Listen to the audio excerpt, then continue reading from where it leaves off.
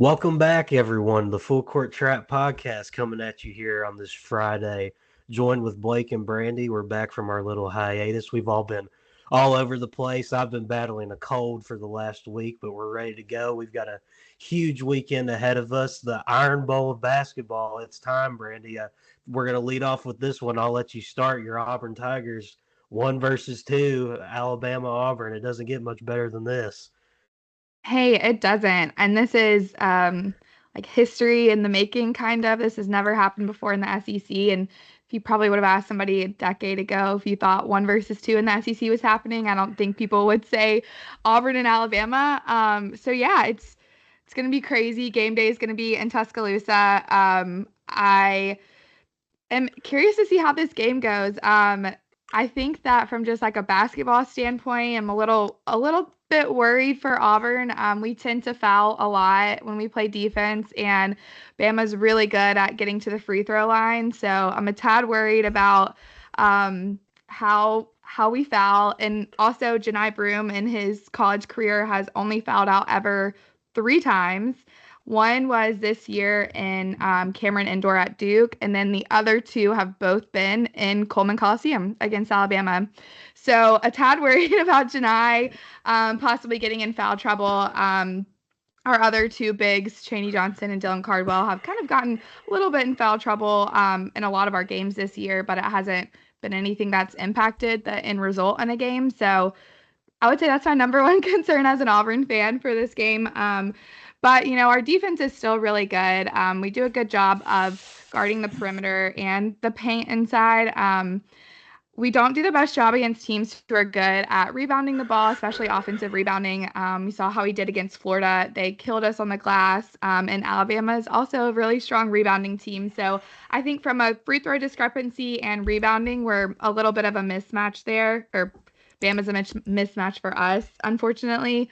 Um, but also, our presence inside is going to be pretty powerful against Alabama. They don't have a strong paint presence from a defensive perspective. So hopefully, Chaney Johnson and Janai Broom can kind of have their way in the paint there. But we're going to need all of our guards to be on. If you've been keeping up with Auburn, our guards have kind of been a little all over the place lately. Chad Baker Mazara put up 0 points at Vanderbilt. Luckily, that didn't matter. Auburn still came out with a win.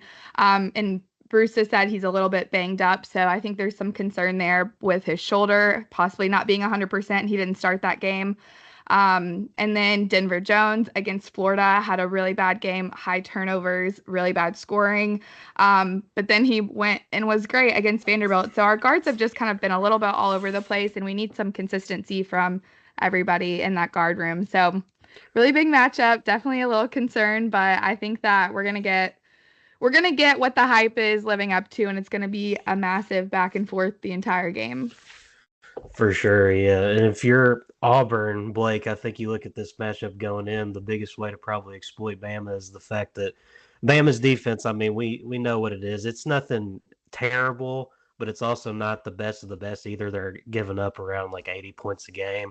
So if you're Auburn, I'm thinking you want to get into this one and just look to kind of get you going early, get fast, and get Janai involved, get the guards going, and try to make this a high tempo, higher scoring game because that seems to be the kind of teams that can compete and fight with Bama because Bama has a lot of firepower as well. And if you can't keep up with them, they'll just blow you out of the gym and put up 100 on you while they do it.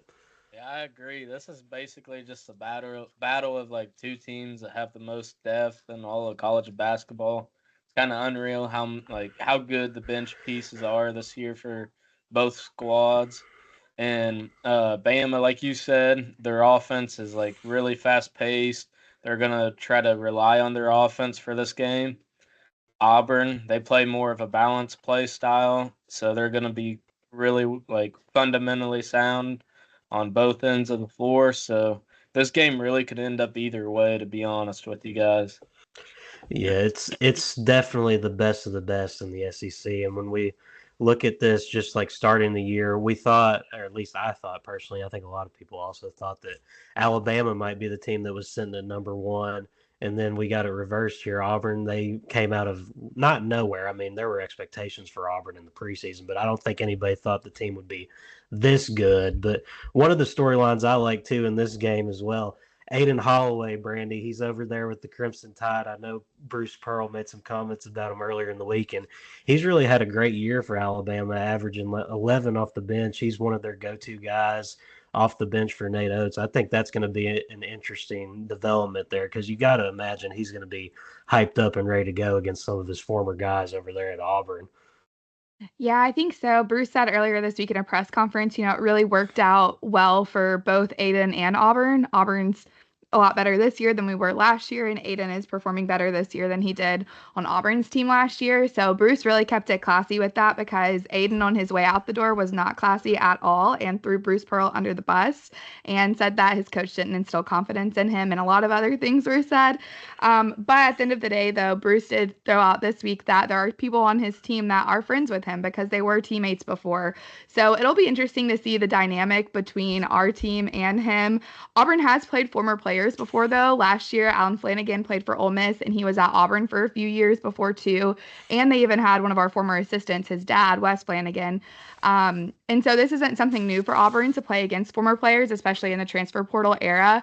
But honestly, Aiden's having a better season, in my opinion, than Mark Sears is, which has been really interesting to see. So, hopefully with a year's worth of scouting Aiden and having him on that team, like we know how to guard him well and can shut him down. But yeah, I mean, he's been performing well. I definitely think that's a big aspect of this that makes it even more exciting. Like 1 versus 2 is great, but also, the Aiden Holloway aspect, and then an additional, in my opinion, aspect is the number 1 overall seed in the NCAA tournament. Like this is a huge game in deciding who gets that. And so I think those 3 things are like the biggest thing that's making this game so hype. One of the things you said, Luke, that I think I kind of disagree with, though, is that as an Auburn fan, you kind of want to just score a ton to keep up with Bama and play at their like fast style. I actually think Auburn needs to slow Bama down and play at a slower tempo. We kind of tried to do that when we played against Florida, and it absolutely wrecked Auburn. We've been so inconsistent on the glass, and our shooting has been really streaky lately. With how well our defense has been playing, I feel like slowing Bama down is one way to get them off balance, and one way that like Auburn can kind of attack them. So I'm kind of hoping that we slow the tempo down instead of pushing pace with them. We do have a great offense, but I sometimes wonder if that's enough to keep up with that, and I'd rather make them beat us at our game than try and beat them at theirs. Yeah, that is fair. Not wanting to play into the tempo there. And you did mention the whole NCAA tournament overall 1 seed race. They're going to have that preview show tomorrow at about 12:30, which I mean, I really think they should just hold it off for after this game because this is really going to be what decides it, in my opinion. I mean, when you look at the 1 seed race right now, is it fair to say that Auburn's 1 and Bama's 2, or do we think that, if Auburn goes down in this game, like does Duke emerge, or is this just Bama's spot to lose? What do you think about that, Blake? The whole dynamic we got going here with seeding. I still think Auburn, even if they lose this game, I feel like they're still the 1 seed. I mean, they're just the best team overall, and going to Coleman Coliseum is not an easy job at all.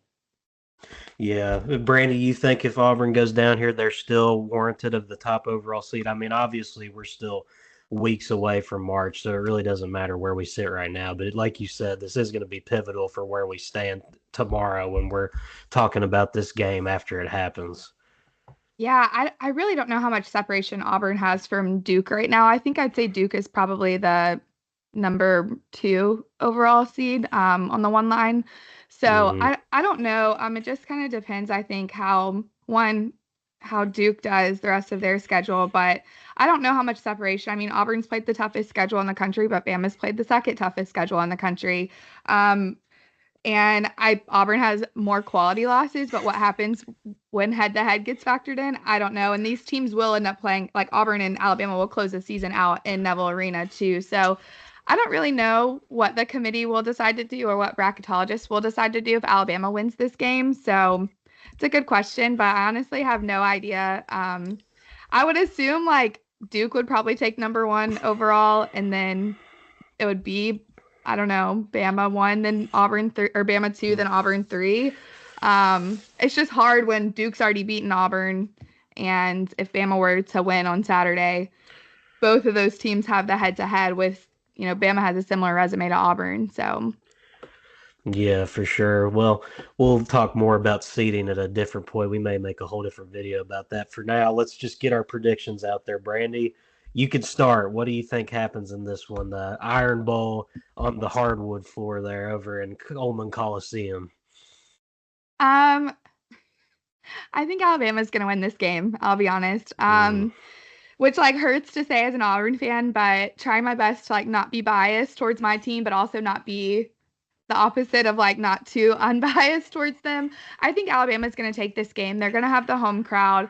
I think that's going to motivate Aiden Holloway too in this game. And ultimately, like we haven't learned how to stop fouling completely on defense. And we did a better job against Vanderbilt than we had all season. But I'm concerned about that, especially in a game that's going to be chippy. And Alabama's a good free throw shooting team. Um, so I'm taking Bama in a very close one.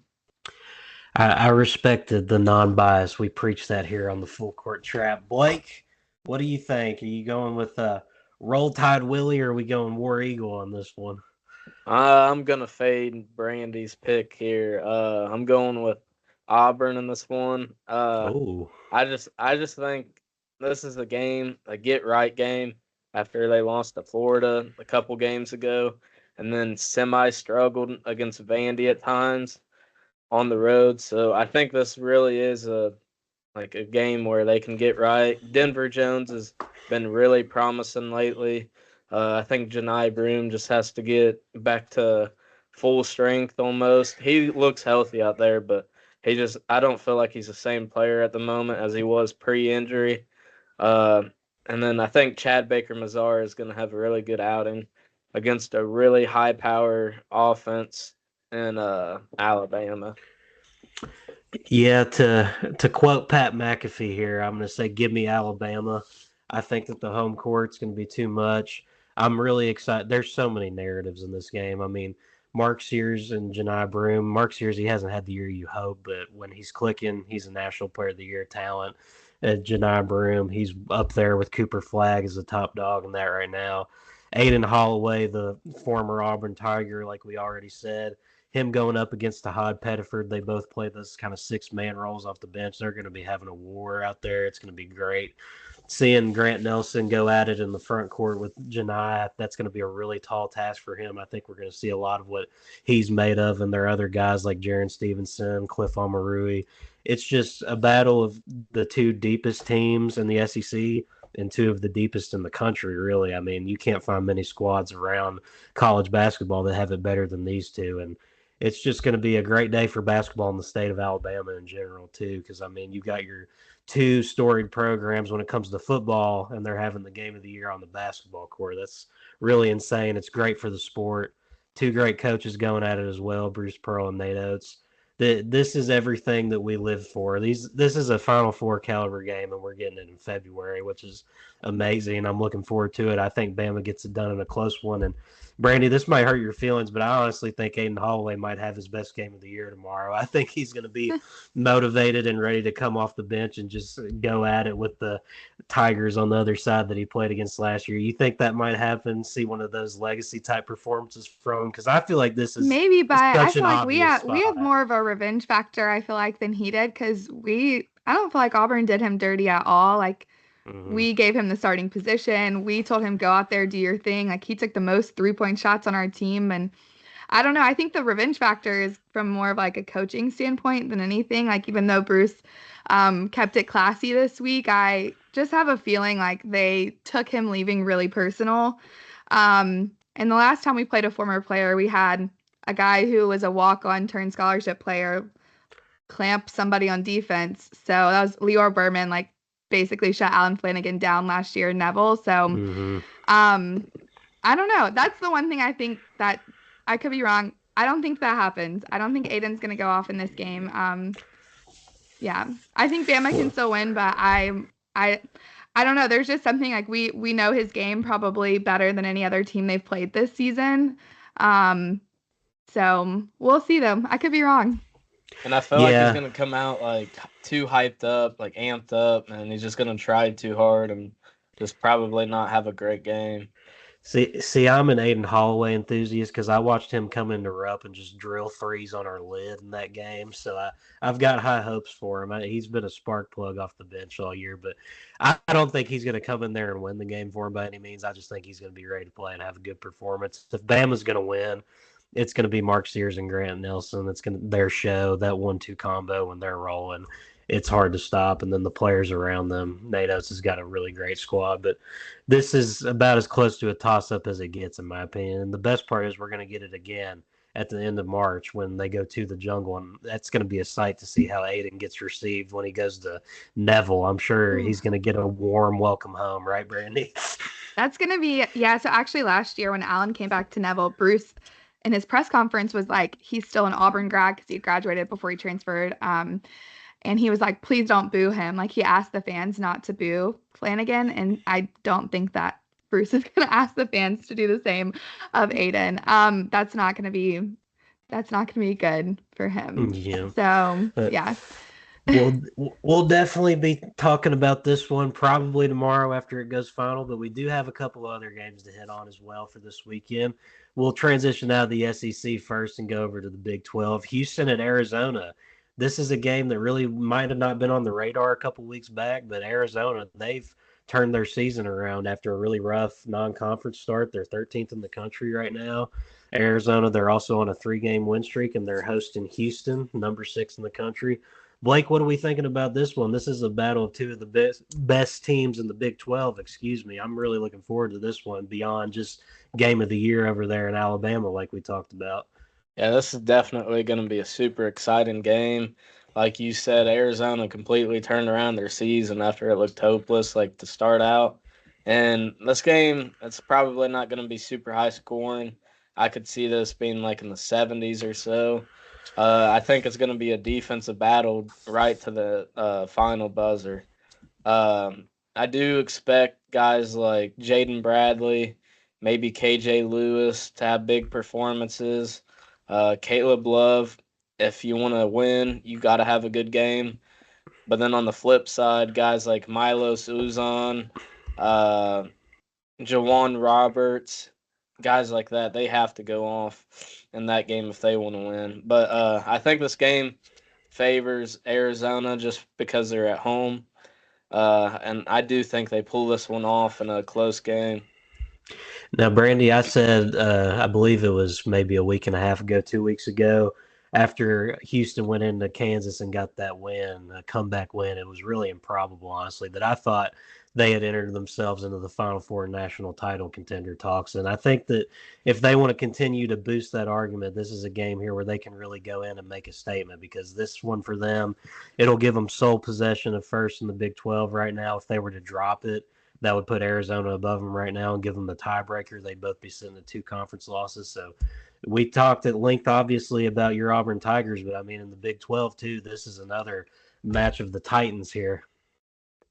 Yeah, this one's going to be really interesting because I feel like these are two very different teams in a sense. Arizona is like a top 5 team in tempo in the Big 12, and Houston's a bottom 5 team in tempo in the entire country. So this one's going to be really interesting. Houston hasn't played at Arizona, and I think it's over 15 years, something like that. So I think there's also like the revenge factor. They met in the tournament in 2022. Tommy Lloyd, Kelvin Sampson. Arizona lost that game. Maybe he has a little bit of revenge on his mind there too. I've really liked this Arizona team. I was disappointed to see them drop that last game to Kansas State. They had a really big turnover issue in that game. I think they had 17 turnovers or something like that. I think this is a game though where Arizona is really going to need their guards to be on to win it since Houston's defense is so good. Probably need a good game out of Caleb Love and Carter Bryant. So and Jaden Bradley too. That's kind of how I see this. If those 3 guys can do well on offense, protect the ball, I think they have a good shot to win it. I know like the analytics have favored Arizona kind of all year, but at the beginning of the season, they just weren't finding ways to win games, and now they finally are. So I definitely still like this Arizona squad. But Houston on the road this season, they've had a little bit of scares against teams that they probably shouldn't have had scares against. Like they almost lost to UCF. They somehow pulled it out. They went into double overtime with Kansas and pulled that game out, and Kansas isn't anywhere near as good as we thought they were. So yeah, I mean, Houston plays tough at home and on the road, but they've had a couple of scares. So I almost wonder if just from like a pure analytics standpoint, are they bound to get caught on the road sleeping a little bit here? Are you going to go straight up and pick them getting caught to be upset on the road here, or what's the play? Um, I I've know been Blake's really going with high on this Arizona, Houston. I've so been super high on this Houston team all year. And their one conference loss to Texas Tech was in overtime by 1 point. It was crazy. Um, it's just so hard because that defense is so good, and I finally feel like they have the offense to kind of match it. I mean, they have the number one offense and the number one defense in the Big 12 in conference play so far. Um, I don't know. I don't know about this one. I think I'm gonna go with Houston. I think I just like this defense too much. Defense travels in college basketball, and sometimes Arizona's guards can be a little too inconsistent for me. So I'm gonna go with Houston on the road still. mhm. Yeah, I think I got to roll with Houston as well. I mean, I heaped all that praise on them, so I feel like I got to stand by them. And I said when they beat Kansas and Jawan Roberts just had that master class, it looked like they had finally found a bucket getter besides just L.J. Cryer and Miles Uzon. He's been great as well. They've got guys all across the board on that team, and they're guys that play physical, they play tough, and they're always going to play defense. If you're playing for Kelvin Sampson, you got to hustle and get after it on defense, and they keep Yeah. proving that year after year. And I think that is ultimately probably going to be what shines through in this game. I think that just as a team overall, they're better than Arizona. I don't think Arizona's bad by any means, but I think that there's a level to Houston and Arizona right now, and Houston's just above that. And I think that's probably what's going to end up prevailing. They'll be able to overwhelm them with their style of play. And it'll be a close one, though, for sure, because of it being on the road in that hostile environment. You can never just go into a Big 12 conference road environment and expect to pull away with a blowout win by any means. But I just want to talk about something real quick. This wasn't on the pod notes, but somebody said it and it tracked my memory. Kansas State, what in the world is going on over there? Because they have Oh my completely gosh, I revived know. things. Jerome Can we Tane just do has a some mini dark segment? magic going on. Like he's got to have some dark magic going on. Coleman Hawkins, like why does he actually look like a good player now? He Like heard the that actually, noise. He saw yeah, everybody talking about how he's, the most overpaid transfer in this portal cycle, and he said, "I'm going to show Yep. you that I was worth it." They're Yeah, they're Larry. they could get their way into the tournament. Like that's a team that I wouldn't want to see right now in the Big 12. Like yeah. I don't know how they're finding ways to win, but they are. Yeah, that's what I'm saying. Like their last three games, they've won three straight, and two of those games are against Iowa State and Kansas. And the Iowa State one was on the road, and they blitzed them. Like it was never close. But I think that was the February 1st weekend where we were all doing stuff. We didn't really get to cover it, but something's going on there. A revival. I don't know. Jerome Tang, he might be doing something in the locker room there, getting some rituals going. But I did not expect this from a team that looked like dead in the water about 6 games ago. This is Yeah. unreal. But I don't think anybody predicted it, but also there really hasn't been a ton of conversation about them from like the national media or just, the college basketball world quite yet. So yeah. we'll see this weekend if they can, get another win under their belt. But I am just like, yeah, I'm blown away by them too. Yeah, they go on the road this Yeah. weekend to BYU. So I don't want to say they have a manageable stretch here, but they play BYU, then they're going to Utah. They host Arizona State, UCF, Colorado, Cincinnati, and then they close the year with Iowa State at home, who they've already beaten. I mean, there's a chance here if they keep cooking the way they are, they could run the table. Like, is that crazy? Am I crazy, Blake, or is this No, no, this you're on the spot table? on. You're spot on. I mean, Utah, they're really not a good team. BYU's mediocre. Arizona State, they're kind of on the mediocre trend as well. UCF, they're hit or miss. Colorado, eh, they're a Big 12 team. Cincinnati, like besides being ranked early on, that team's been really piss poor. And then Iowa State at Kansas State, I think they can pull that one off too. But I don't know. I think Hotzelberger will fire his guys up after losing on the road last time or at Iowa State last time against this team. If they win out and they get like a game or two in the Big 12 tournament, do we think they're in the field? Or Mm, I don't know. Is it going to I take don't more I work in don't the I Big know. don't 12? know. I don't know if like that 9 like game losing streak, 8 game whatever it was is like detrimental enough to like kind of polish their or hurt their tournament hopes this year. Yeah. Yeah, the I guess it bubble just the kind of bubble is pretty bad this year though. Yeah.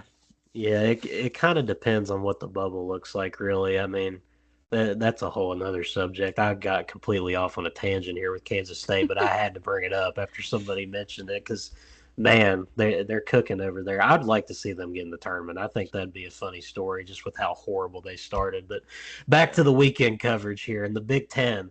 We got Wisconsin. They're going to Purdue on Saturday at 1 o'clock. Blake, you've had a lot of thoughts about Purdue on this podcast over the last couple months, so I'll let you lead the way to start it off here. Number 7 Boilermakers hosting the number 16 Badgers. This is another conference matchup. There's just so many good conference matchups going on this weekend, and this is another one over in the Big Ten. We talked about the Big 12 and the SEC. I mean, this is a loaded weekend at the top of these conferences. Yeah, I think to put it like short and sweet, Mackey Magic's gonna be going crazy this weekend. Uh, Wisconsin's front court is pretty bad.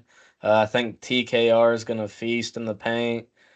Braden Smith, I just feel like he's gonna be too much of a presence on both ends of the floor, and probably be able to keep John Tonji, Blackwell, guys like that in check over the course of the game. And I just think the Boilermakers have too much going in their favor to lose this game after kind of being up and down recently. They did blitz USC recently, but then they lost a game they probably shouldn't have. I think, who was it against? There's somebody I was looking at. Michigan, on the road Yeah, at Michigan. Michigan.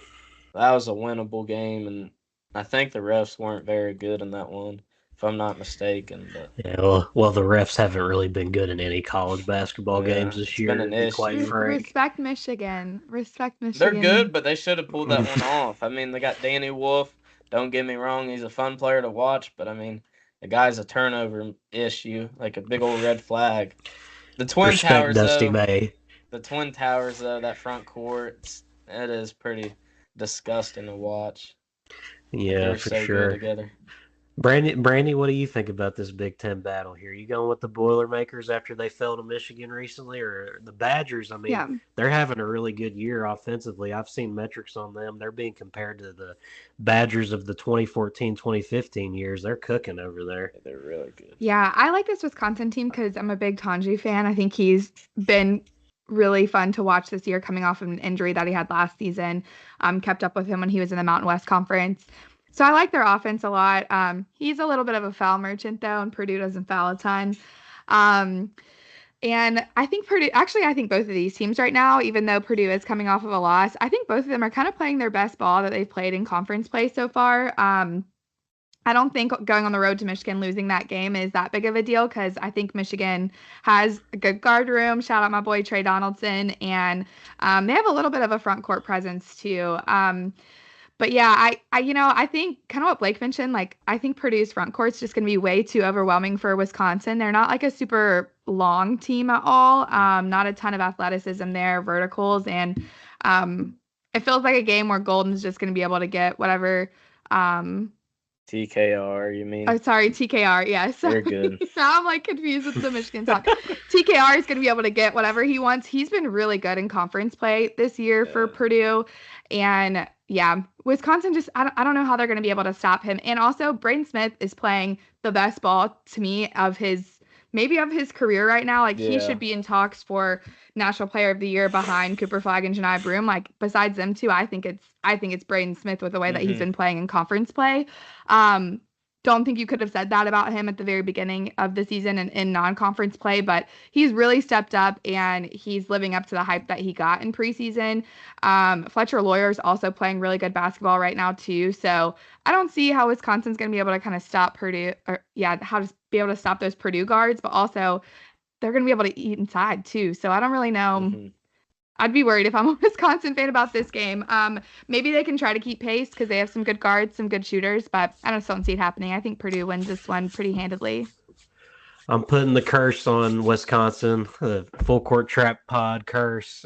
Purdue's going to win. Braden Smith, I agree. He's playing some of the best basketball of his life. He's absolutely amazing to watch at the rate he's been going right now, and I think they'll prevail. But I love John Tonji, though. He's an electric scorer, and I think it's going to be a competitive game. But I don't know if it's going to be a rout like you were saying, Brandie, but I could see the pathway where it gets ugly, but I think it's going to be competitive. So we'll see. Quick hitter here because Brandie's on a little bit of a time crunch, and this game has already been played once this year. The Egg Bowl round 2, Mississippi State at Ole Miss. First game in the hump, Mississippi State pulled that one off, and now they're going to Ole Miss. Chris Beard and the Rebels have been cooking. Brandie, who's winning this one? Yeah, I think Ole Miss might rout Mississippi State in this one. Gonna put a hot take out there. Mississippi State's not playing their best ball right now.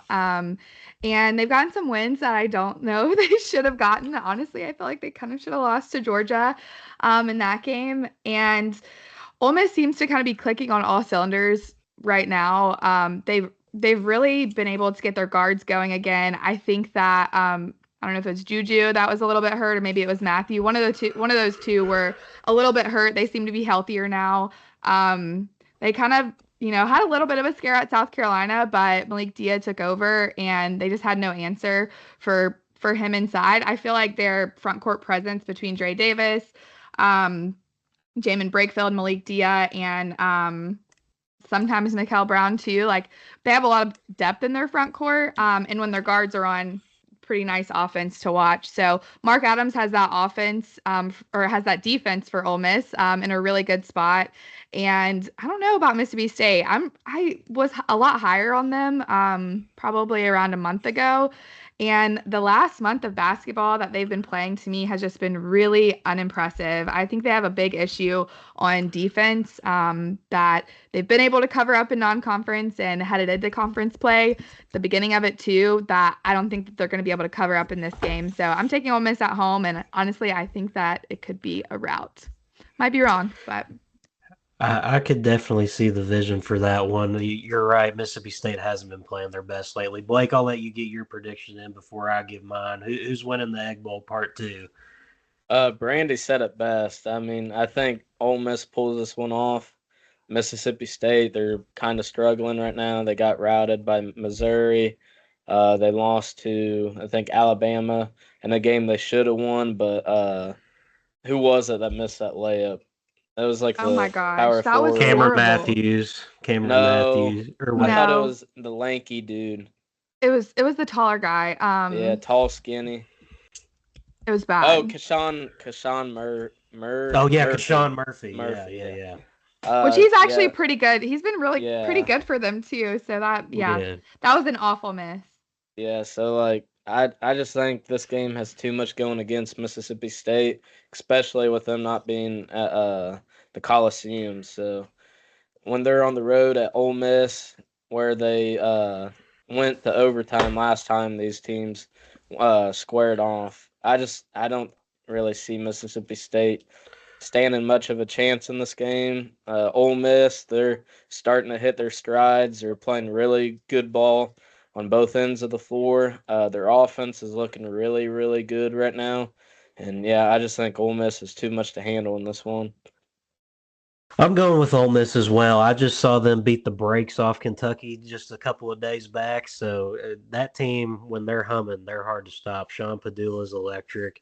Chris Beard, he's having a really great season there, setting himself up for possibly the Indiana job. I mean, I'm just throwing that out there. Maybe he's going to be in the mix for that with how great he's been rolling over there. But Yeah, and to speak about the SEC, we always talk about how deep it is. Mississippi State, they're 22nd in the country, but they sit at 5-6 in the SEC. And if the SEC tournament started today, they'd be a 9 seed playing on a Wednesday. That Jeez. is Wow. absolutely brutal. I'm looking at this mock-up like bracket of where the SEC is right now, and because of the new expansion, the 9 seed is going to have to be playing on Wednesday, and a couple other teams as well. So that shows you how stout that league has been still. I mean, Kentucky, they're top 15 and they're an 8 seed right now if the SEC tournament started today. So a lot of That's work there to do for crazy. Mississippi State to get into a better spot in terms of the conference. I don't think it's going to start in this one, though. I think Ole Miss gets their lick back. Moving on from that one, another little quick hitter here. Kentucky, they're going to Texas. They just got the Ooh. big win against Tennessee on Tuesday, the shorthanded one without Jackson Robinson and Lamont Butler.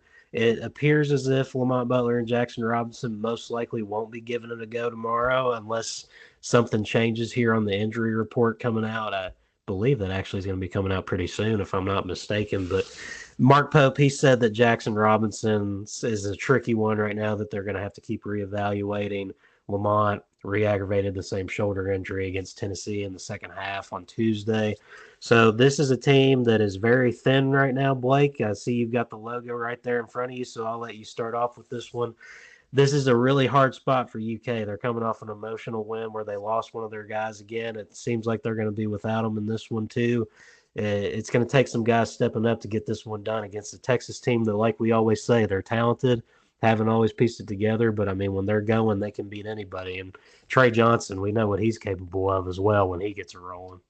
Yeah, Texas has kind of struggled in their last 5 games. They're like, I think 2-3 or something like that, and they've lost 3 straight. So this is a game that Kentucky has to get right with, even if Lamont and J. Rob are out. But I just think it favors Texas in this one. I mean, Kentucky's going to be coming off a really high, and then they're going to be missing out on their 2 best guards. So I mean, this is just a game that really I feel like favors Texas, especially with it being in at Texas. And I just think Trey Johnson is just going to have an explosive game, as well as Jordan Pope with how bad Kentucky's defense has shown to be. They did pick it up against Tennessee both times, but then again, Tennessee, they're not really a good offensive team. So I just think Texas pulls this one off. I'll keep it short and sweet for mine. This is an obvious trap game spot right here. Kentucky's going to be down some guards.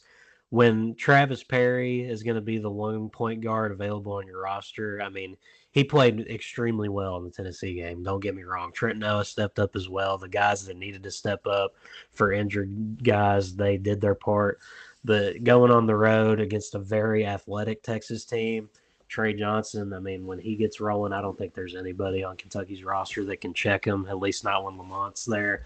So I think this is going to be a tricky one for Kentucky to navigate. They're going to drop some games in this stretch until they get Jackson and Lamont back. Is really the focus right now for Pope just has to be getting healthy going into March. So I think Texas is going to steal this one.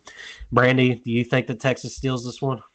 You guys said everything I wanted to say, basically. Yeah, this is a massive trap game for Kentucky. A banged up Kentucky Texas team that is trying to get back onto the bubble, that hasn't been able to win the games that they should have to be in the tournament. But Kentucky still does have a good offense, even with people that are banged up. So I don't know. I think Arthur Kaluma, though, might have a decent game.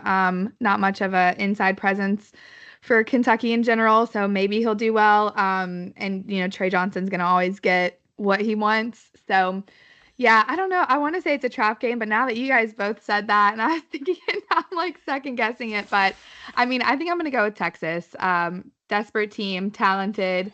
Um, they play decent defense. They just really don't have that much scoring outside of Trey.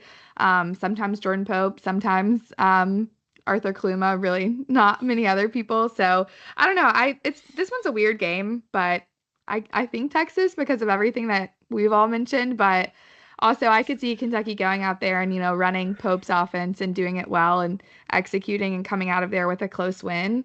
But yeah, I'll stick with Texas in this one too.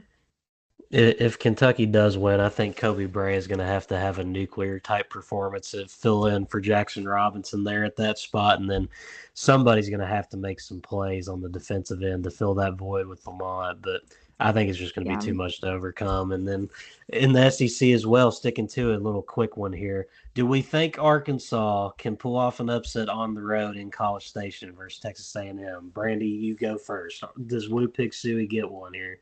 No, Buzz Williams' style of play is not conducive against a team that has injured players and not a ton of depth. And yeah, no. I know that they've probably been a hot team here lately because they went over Kentucky and they got to win over Texas. Yeah, I don't know. I don't see it happening. I think this Texas A&M squad, while I don't like watching them play basketball necessarily, their style has benefited Buzz and the squad to getting wins. And I think the defense is just going to be too much. And they just play like a very physical, kind of in your face, like grungy style of play. And I don't think that this Arkansas team is going to be built to withstand the style of play that they have.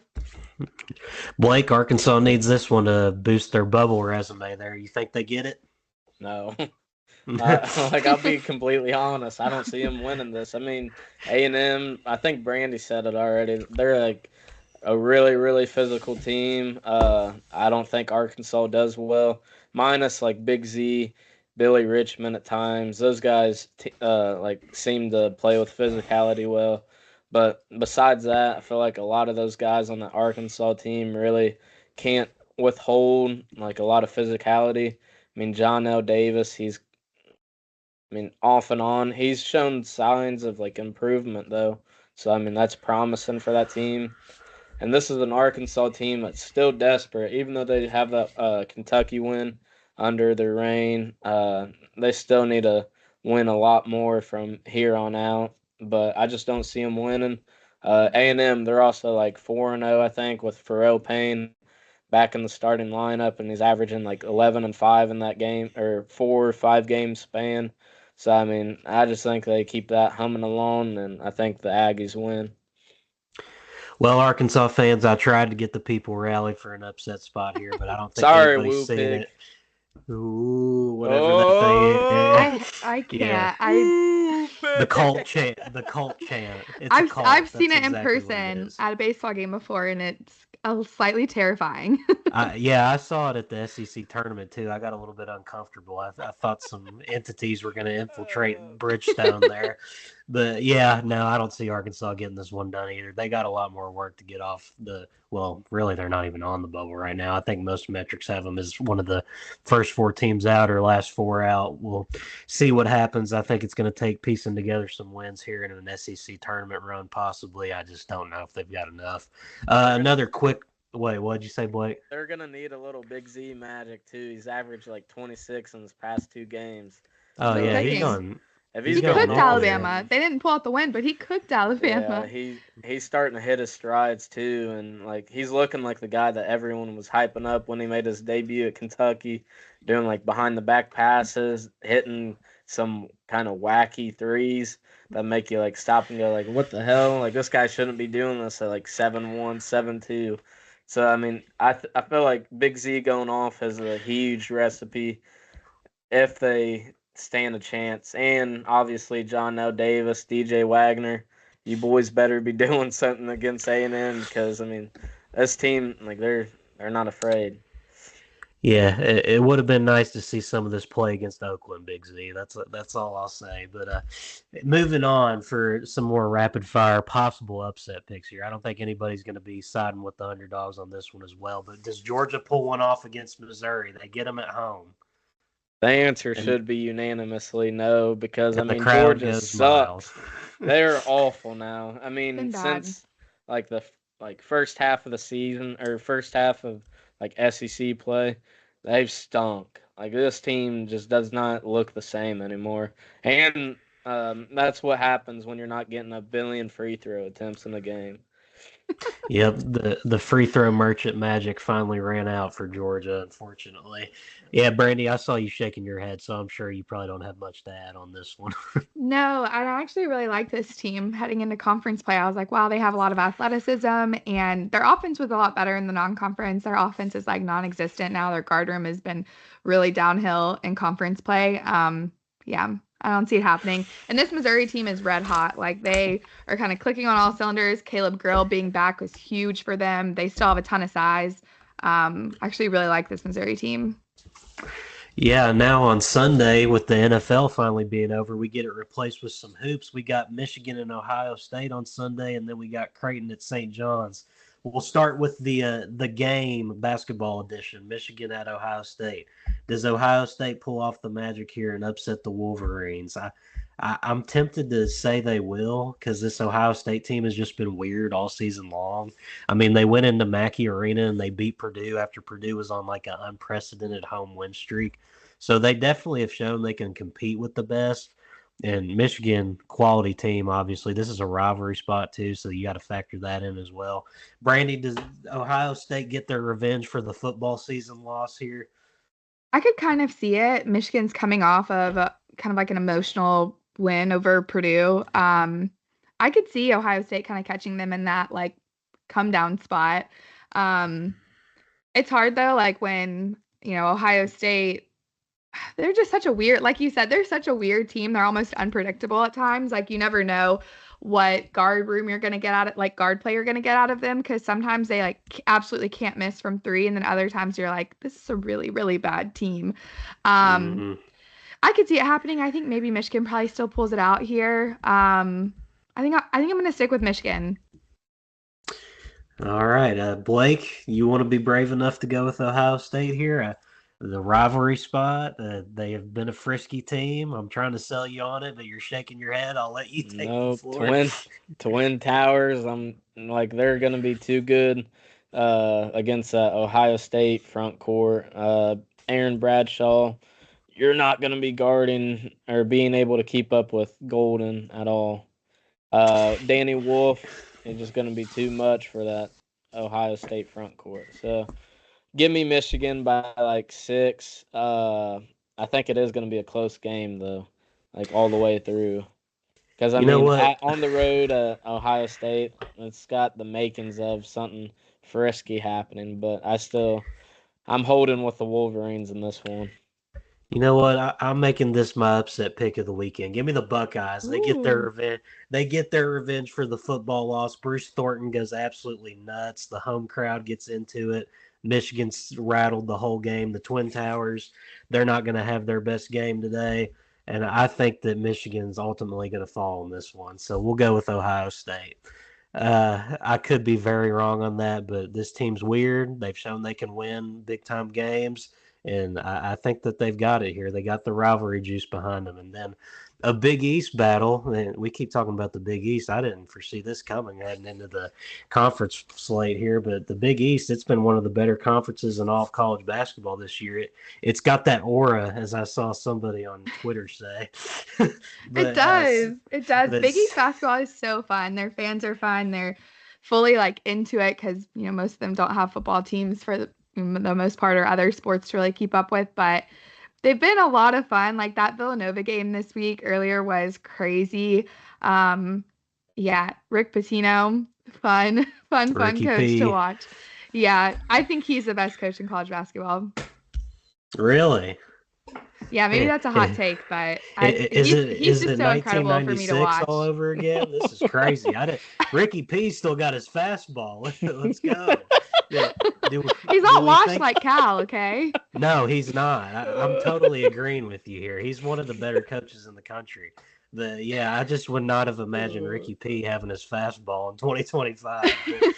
When it comes to the game specifically, do we think they win against Creighton? Creighton's coming off that tough loss where Dan Hurley was calling the fans baldies and pointing at his 2 rings. So, what do we think's going to happen in this one, Brandie? I'll let you start it off.